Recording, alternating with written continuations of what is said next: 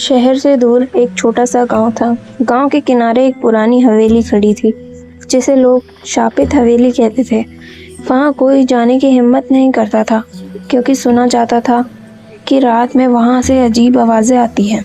कभी बच्चों की हंसी, कभी किसी औरत के रोने की चीखें। गांव के लोग कहते थे कि सालों पहले उस हवेली में एक अमीर ज़मींदार अपनी पत्नी और छोटी बेटी के साथ रहता था। लेकिन एक रात अचानक हवेली में आग लगी और तीनों उसी में जलकर मर गए। उस रात के बाद से हवेली वीरान ही पड़ी रही, लेकिन उसमें आत्माओं की मौजूदगी की बातें हर जगह फैल गईं।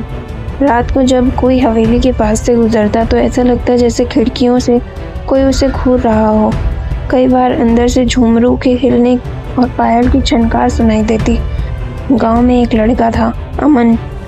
उसे भूत प्रेत पर विश्वास नहीं था। उसने तय किया कि वह सबके सामने ये साबित करेगा कि हवेली में कुछ भी नहीं है। एक रात हाथ में टॉर्च और मोबाइल लेकर वो अकेला ही हवेली में चला गया।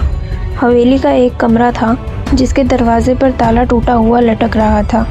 जैसे ही उसने दरवाज़ा खोला, अंदर अंधेरे ही अंधेरा था, लेकिन टॉर्च की रोशनी में उसने देखा कि ज़मीन पर राख बिखरी हुई थी और राख पर छोटे छोटे पैर के निशान बने हुए थे, जैसे कोई बच्चा अभी अभी वहाँ से चला हो।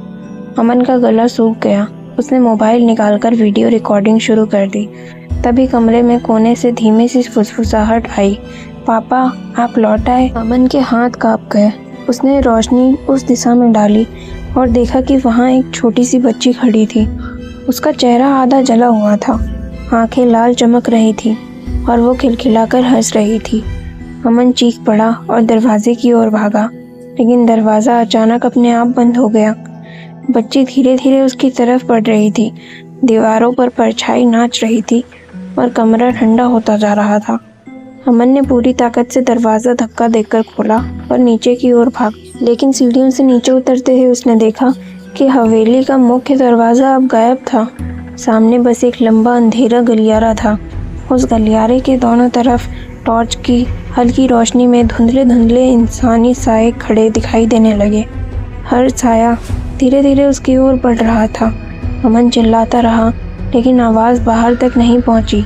अगली सुबह गांव वालों ने हवेली के बाहर अमन का मोबाइल पड़ा पाया। उसमें रिकॉर्ड हुई आखिरी वीडियो सिर्फ यही दिखा रही थी कि अमन चीखते हुए अंधेरे में दौड़ रहा है और कमरे के पीछे से वही बच्ची हंस रही है। उसके बाद से अमन कभी गांव वापस नहीं लौटा। लोग कहते हैं कि अब हवेली में 4 आत्माएं हैं और हर रात वहाँ से एक और हंसी गूंजती है।